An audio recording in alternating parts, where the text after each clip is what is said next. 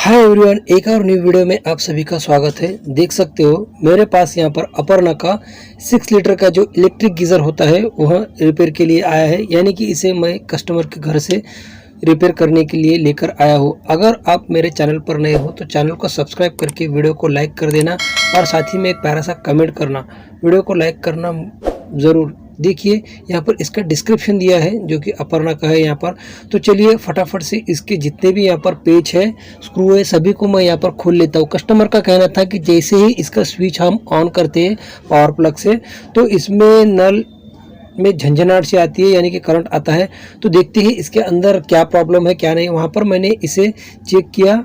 इसके सभी स्क्रूओं को आपने खोल लेना है और संभाल कर रखना है ताकि बाद में लगाने में कोई दिक्कत ना हो। तो देखिए यहाँ पर इसकी जो मेन लीड है, इस मेन लीड को हम यहाँ पर निकाल लेंगे कवर के बाहर और कवर को साइड में रख देंगे। इसकी जो अभी आगे की जो फ्रंट वाला जो हमारा एलईडी लाइट का जो कवर है उसे साइड में कर लेते हैं और इसकी जितनी भी फिजिकली ऊपर के जो नट बोल्ट है, इसके स्क्रू है, सभी को यहाँ पर निकाल लेंगे। तो देखिए इसके साइड में आजू बाजू में 4 स्क्रू लगे हुए हैं जो कि आप इस वीडियो में देख रहे हैं। तो सभी स्क्रूओं को मैं स्क्रू ड्राइवर की मदद से यहाँ पर ओपन कर लेता हूँ, रिमूव कर लेता हूँ।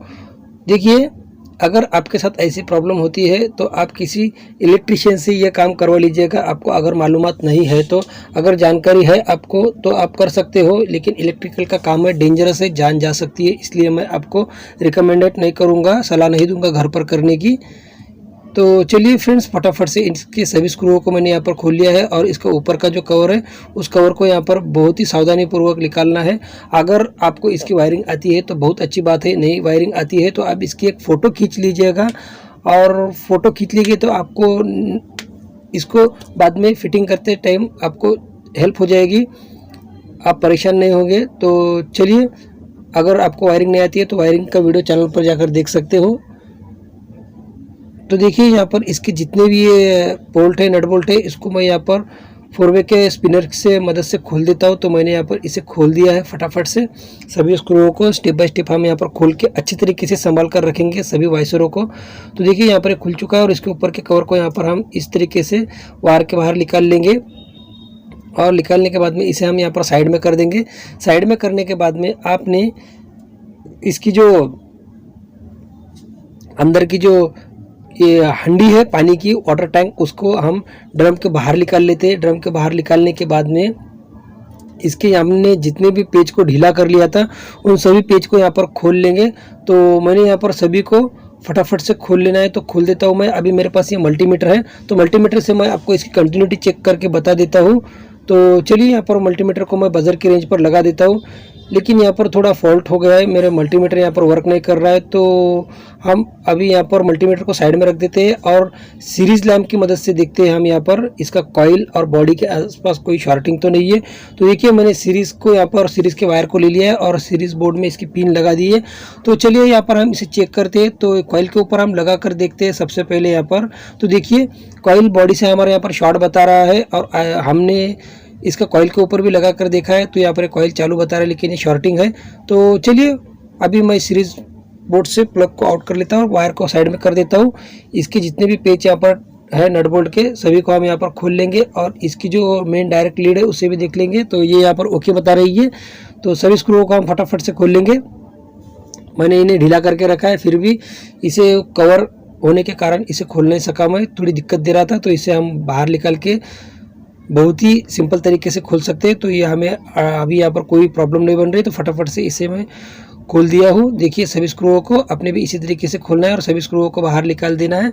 सभी स्क्रूओं को बाहर निकालने के बाद में आपने फिजिकली पहले कॉइल को देखना है। और ये प्रॉब्लम इस तरीके से होता है, हम जब बोर का पानी यूज़ करते हैं तो उसका कार्बन बहुत सारी मात्रा में हमारी वाटर टैंक यानी कि इस गीज़र के अंदर जम जाता है, जिसके कारण जो हमारा कॉइल है उसके ऊपर लेयर जम जाती है और लेयर जमने के कारण हमारा कॉइल यहाँ पर अच्छे से प्रॉपर वर्क नहीं करता है और वो गल कर सड़ जाता है, जिसके कारण हमारी इलेक्ट्रिसिटी जो है वो पानी में फ्लो होने लगती है, जिसके कारण हमारा नल और जो गीज़र की आजू बाजू की साइड है वहाँ पर करंट आने लगता है, टेस्टर ग्लो होने लगता है। तो सभी स्क्रू नट बोल्टों को मैंने यहाँ पर साइड में रख दिया है और कॉइल और इसकी असेंबली को हम हंडी के बाहर निकाल लेते हैं। तो देखिए यहाँ पर ये कितनी बेकार हो चुकी है, यानी कि पूरी तरीके से ये कार्बन में जम चुकी है।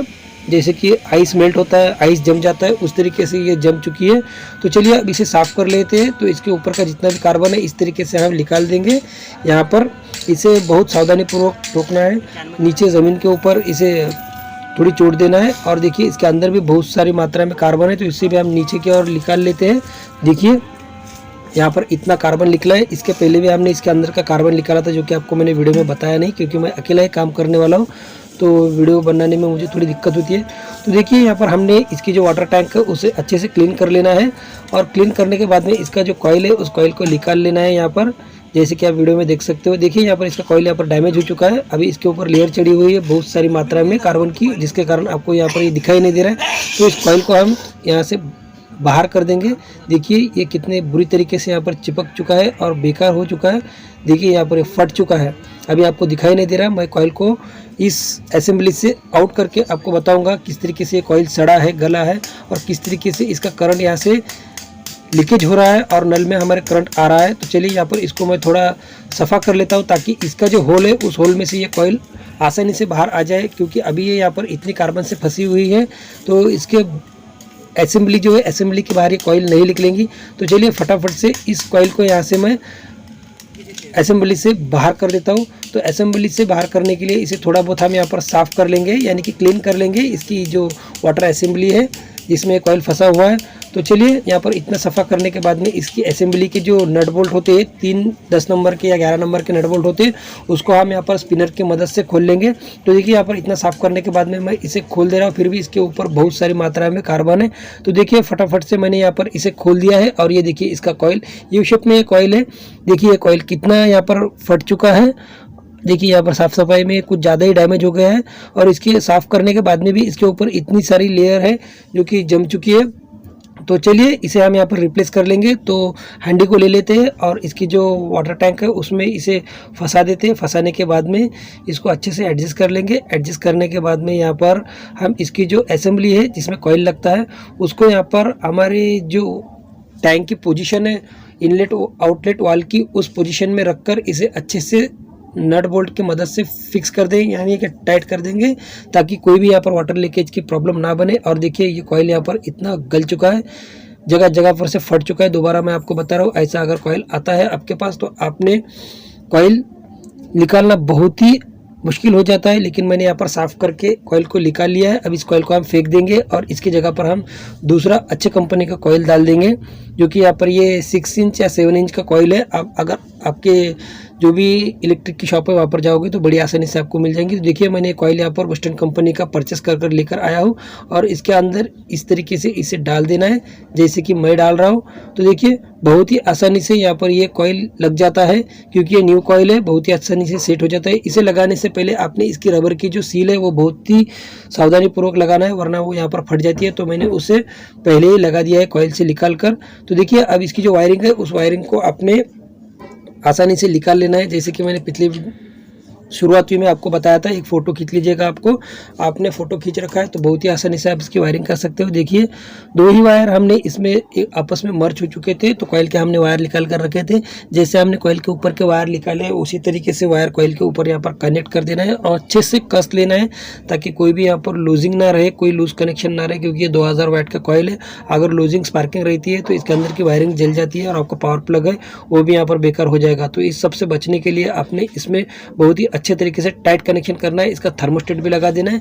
इसके अंदर 2 थर्मोस्टेट लगते हैं, लेकिन इसमें जो कस्टमर है उसने किसी और को ये रिपेयर के लिए दिया था, तो उसने यहाँ पर एक ही थर्मोस्टेट लगाया है। और इसके पहले भी मैंने इसको रिपेयर किया था 5-6 महीने के पहले, तो यहाँ पर इसमें एक ही थर्मोस्टेट था, तो मैंने भी दूसरा थर्मोस्टेट नहीं लगाया है। रीसेट का थर्मोस्टेट यहाँ पर नहीं है, सिर्फ टेम्परेचर का थर्मोस्टेट है, तो इससे भी चल जाता है यहाँ पर ये।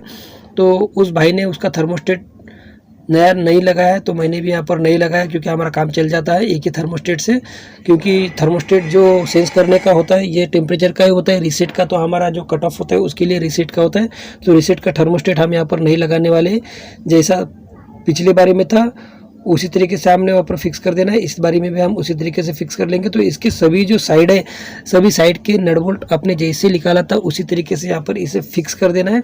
फिक्स करने के बाद में इसकी वायरिंग जैसे आपने फ़ोटो में खींच रखी है उस तरीके से यहाँ पर लगा देनी है। जैसे कि देखिए कॉइल के ऊपर के मैंने वायर निकाला था, उस वायरों को जैसा हमने निकाले थे उसी तरीके से यहाँ पर हम इसे टाइट कर दे रहे हैं। टाइट में आपने कोई भी लूजिंग नहीं रखना, अच्छे से टाइट कर देना है। तो देखिए हमने न्यूट्रल को यहाँ पर कनेक्ट कर दिया है। अब हम इसका जो फेज़ है उस फेज़ को यहाँ पर कनेक्शन कर देंगे, जो कि लैंप और डायरेक्ट हमारे थर्मोस्टेट से होकर आता है। तो चलिए फटाफट से हम इसका कॉइल के ऊपर कनेक्शन कर देते हैं, जैसे कि मैं कर रहा हूँ। बहुत ही सिंपल तरीके से ये वर्क हो जाता है। आप अगर 1 से 2 बार ध्यान लगाकर देखोगे तो बड़ी आसानी से आप इलेक्ट्रिक गीज़र का वर्क सीख सकते हो। क्या क्या कारणों से इसमें कौन सी दिक्कतें आती है। ज़्यादातर इसमें थर्मोस्टेट बेकार नहीं होते हैं, कॉइल ही ज़्यादा बेकार होता है, क्योंकि हमारे बोर का पानी इससे गला देता है और जिसके कारण यहाँ पर ब्रेक हो जाता है और करंट लगता है। हमें करंट लगता है तो उस कंडीशन में आपने कॉइल को खोल कर देखना है और कॉइल को रिप्लेस कर देना है। तो देखिए यहाँ पर मैंने कॉइल को रिप्लेस करके सभी वायरिंग कर दी है और इसके जो कट ऑफ और हीटर के जो इंडिकेटर है उन सभी इंडिकेटरों को यहाँ पर मैंने इसके अंदर फिक्स कर दिया है, जैसे कि आप देख सकते हो वीडियो में।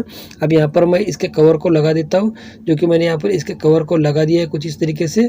अब इसका जो पीछे का कवर है उस कवर को भी यहाँ पर लगा दूंगा। उसके पहले यहाँ पर इसके जितने भी साइड के स्क्रू है सभी स्क्रूओं को यहाँ पर स्टेप बाय स्टेप मैं टाइट कर दूंगा।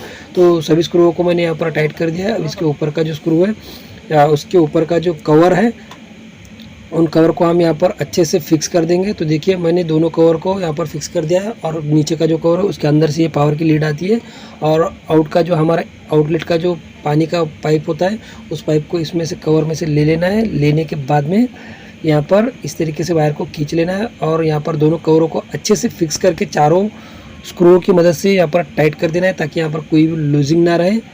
तो देखिए मैंने यहाँ पर इस तरीके से इसे फिक्स कर दिया है। फिक्स करने के बाद में हम इसके चारों स्क्रूओं को यहाँ पर लगा देंगे। तो देखिए फ्रेंड्स, मैं घर पर ही इसका वर्क कर रहा हूँ, क्योंकि साइड पर ये करना पॉसिबल नहीं होता, क्योंकि वहाँ पर सीरीज बोर्ड नहीं होता, कुछ भी नहीं, क्योंकि मेरे पास कंपनी के भी बहुत सारे काम पड़े हुए होते हैं। कंपनी के काम करना पड़ता है, AC, washing machine, fridge, electrical, multiple electric का यहाँ पर मैं काम करते रहता हूँ, जिसके कारण मुझे टाइम नहीं मिलता है। तो मैं इसे घर पर ले जाकर रिपेयर कर दिया है, अच्छे से ठीक कर दिया। अब मैं इसे पूरा फिक्स कर दिया है, देखिए टाइट कर दिया है इसे और पैकिंग भी कर दिया है इस तरीके से। अब इसे बेझिझक होकर चला सकते हो, कोई प्रॉब्लम नहीं आने वाली है। बिंदास होकर आप इसे चला सकते हो। अगर आप इस चैनल पर नए हो तो चैनल को सब्सक्राइब कर देना, साथ ही में एक प्यारा सा कमेंट कर देना। कमेंट करने के बाद में वीडियो को लाइक करना फ्रेंड। Thanks for watching.